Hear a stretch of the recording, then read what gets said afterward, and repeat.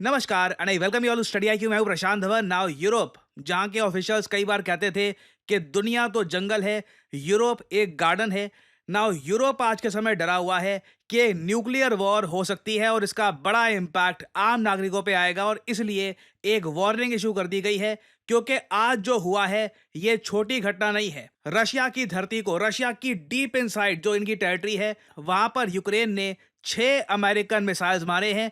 Russia के हिसाब से इन्होंने 5 मिसाइल शूट डाउन कर दिए S-400 मिसाइल डिफेंस सिस्टम से।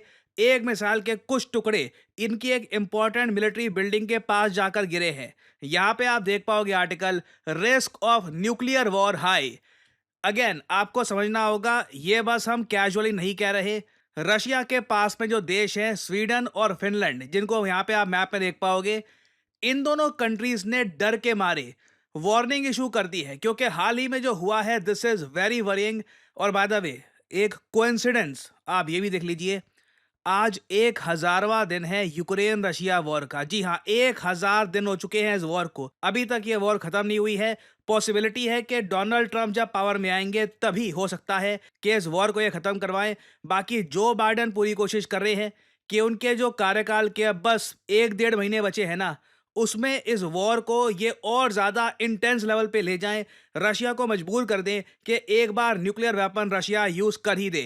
क्योंकि रिसेंटली, जैसे आप जानते हैं, जो बाइडन ने अनुमति दे दी है यूक्रेन को कि जो लॉन्ग रेंज मिसाइल्स यूएसए ने दिए हैं यूक्रेन को, इनको अब यूज करना स्टार्ट कर दो और बिल्कुल डीप रशियन टेरिटरी के इनको अटैक करो। मगर कहानी देखिए, इतनी सिंपल नहीं है। रशिया एक बहुत ज्यादा मिलिटरीली एडवांस कंट्री है। रशिया के पास एडवांस सैटेलाइट्स हैं, इनके स्पाइज हैं, इनको पता है ग्राउंड पर क्या हो रहा है।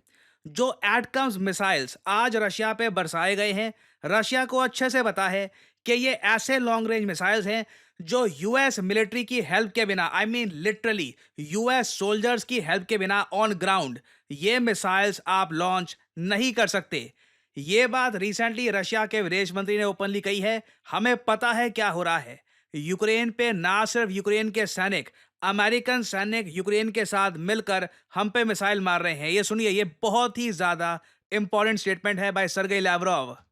If long-range missiles are going to be applied from Ukraine into Russian territory, it will also mean that they are operated by American experts, military experts. And we will be taking this as a qualitatively new phase of the Western war against Russia, and we'll react accordingly. अब आप समझ पा रहे होगे कि Russia क्यों complain कर रहा है। क्योंकि अब ये simply war Ukraine versus Russia की नहीं रही। रशिया ओपनली कह रहा है कि अमेरिकन मिलिट्री एक्सपर्ट्स बिल्कुल और ऑन ग्राउंड आज के समय हेल्प कर रहे हैं यूक्रेन की। नाउ अगेन, एक पॉसिबिलिटी ये हो सकती है कि जो एक्सपर्ट्स हेल्प कर रहे हैं वो रिटायर्ड हो या फिर अभी यूएस मिलिट्री में एक्टिवली इन्वॉल्व ना हो। उसके बारे में मैं ऑफिशियली, मतलब कुछ एक हमारे सामने कोई जेन्युइन एविडेंस है नहीं। बट रशिया के विदेश मंत्री को इतना पता है कि बिल्कुल अमेरिकन डायरेक्ट हेल्प कर रहे हैं यूक्रेन की। नाउ अगला क्वेश्चन यहाँ पर यह आता है कि रशिया इसके रिस्पॉन्स में क्या करेगा। पुतिन ने ऑलरेडी अप्रूव कर दिए हैं changes to Russia nuclear doctrine. इसके बारे में मैंने आपको बताया था कई महीने पहले कि व्लादिमीर पुतिन रशिया का जो संविधान है वहां पर एक नया एस्पेक्ट ये डाल देंगे कि रशिया अटैक कर सकता है न्यूक्लियर वेपन से एक नॉन न्यूक्लियर स्टेट को, अगर उसको एक न्यूक्लियर कंट्री बैक करती है। तो इसी कॉन्सेप्ट को और ज्यादा इन्होंने, आप कह लीजिए, ब्रॉडन करके एक डिग्री साइन कर दी है और अपनी मिलिट्री को खुली छूट दे दी है कि कल को अगर बहुत ही ज्यादा बड़ा अटैक होता है, जो ये एटमैक्स मिसाइल्स हैं, अगेन जैसे जैसे टाइम बीतेगा, डोनाल्ड ट्रंप की प्रेसिडेंसी का टाइम करीब आएगा, दिसंबर पास आएगा, हो सकता है कि दिसंबर में यूक्रेन 50-60 ऐसे मिसाइल्स फायर करने की कोशिश करे। रशिया के जो सिविलियंस हैं, आम नागरिक हैं, ये डेंजर में आ सकते हैं। तो पुतिन ने ओपनली कह दिया है उस पर्टिकुलर केस में we can use nuclear weapons. और इसका एक डायरेक्ट इम्पैक्ट हम ये देख रहे हैं कि स्वीडन और फिनलैंड, अब ये जो दो देश है ना, कोई भी आप इंडेक्स देख लीजिए, आप हैप्पीनेस इंडेक्स देख लो या फिर क्वालिटी ऑफ लाइफ इंडेक्स, कुछ भी इंडेक्स देख लीजिए, हमेशा ये दोनों देश आपको टॉप 5 में मिलेंगे ही मिलेंगे। फिनलैंड तो काफी बार ऐसे इंडेक्सेस को टॉप भी करता है। और यहाँ पर देखिए डर इतना बना हुआ है इन सब डेवलपमेंट्स को लेकर कि स्वीडन और फिनलैंड ने ये यहाँ पे जो ये बुक देख रहे हैं, ये रिलीज करी है। यहाँ पर दोनों देशों की सरकार अपने नागरिकों को ये कह रही है कि देखिए न्यूक्लियर वॉर हो सकती है। इन केस ऑफ वॉर आपको क्या करना है, आप लोग ऑलरेडी ये कह रहे हैं कि ऑलरेडी थोड़ा खाना पानी ये सब स्टोर करना स्टार्ट कर दो। डेनमार्क की इमरजेंसी मैनेजमेंट एजेंसी ने ईमेल करने स्टार्ट कर दिए हैं अपने लोगों को कि देखिए कुछ भी हो सकता है, तो इसलिए मेडिसिन, फूड, वाटर ये हमेशा आपके पास होने चाहिए। तो क्लियरली यूरोप आज के समय समझ रहा है कि बहुत ज़्यादा हाई रिस्क जोन में जा चुका है आज के समय दुनिया का गार्डन। अब थोड़ा सा रिवर्स एस्पेक्ट हो गया है। दुनिया एक बार को गार्डन लग रही है, यूरोप एक बार को जंगल लग रहा है जहां पर न्यूक्लियर वेपन्स हो सकता है कि जेन्युइनली यूज हो जाएं। सो आने वाले कुछ हफ्ते में आपको बता दूं, दुनिया के लिए बहुत ज़्यादा नर्वसनेस वाले होंगे। अगर जो बाइडन ने कुछ बड़ा एक कह लीजिए ज़ेलेंस्की को हिंट दे दिया कि मेरी तरफ से आपको खुली छूट है, आप सारे मिसाइल्स इकट्ठा लॉन्च कर दीजिए या फिर एक बड़ा असॉल्ट कर दीजिए रशिया पे, उसके रिस्पॉन्स में उम्मीद यह है कि व्लादिमीर पुतिन पेशेंस रखेंगे और न्यूक्लियर वेपन्स एक्चुअली यूज़ नहीं कर देंगे। But at the same time मैं यहाँ पर यह भी कहूँगा, रशिया ने दुनिया को ये दिखाया है कि S-400 मिसाइल डिफेंस सिस्टम ये अमेरिकन मिसाइल्स के अगेंस्ट कितने कारगर है।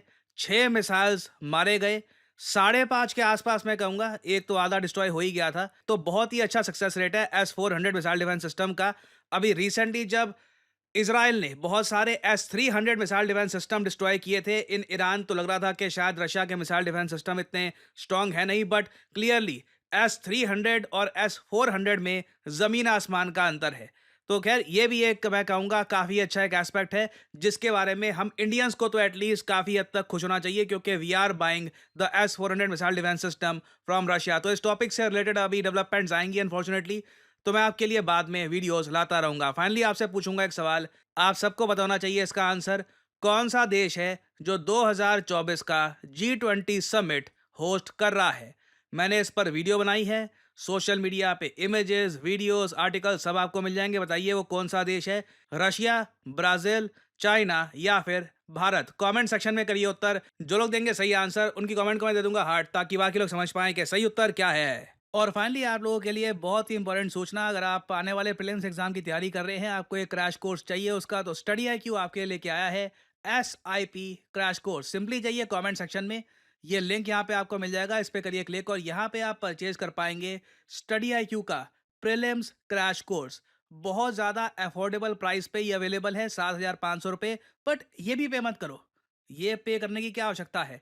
यहाँ पे लिखा है ना 3 ऑफर्स अवेलेबल, इधर क्लिक करिए और यहाँ पे आपसे कोड मांगेंगे, कोड यहाँ पे डालिए PD10 और प्राइसेस और गिर जाएंगे सिर्फ 6,000 रुपये में। 9 महीने की वैलिडिटी के साथ आप ये कोर्स कर सकते हैं परचेज। एक बहुत इंपॉर्टेंट क्रैश कोर्स है जिसमें जल्दी से आपकी UPSC की प्रिपरेशन कराई जाएगी, ताकि आप आने वाले एग्जामिनेशन के लिए खुद को प्रिपेयर कर पाएं। यहाँ पे आपको PPT नोट्स, CSAT वर्कशॉप, बहुत कुछ मिलता है। डिसिप्लिन एक कोर्स है प्रॉपर। सो एनरोल करिए इसमें to properly prepare for your UPSC examination. So इसी नोट के साथ ये है वीडियो कांत। Thank you for listening and as I always say, may the gods watch over you.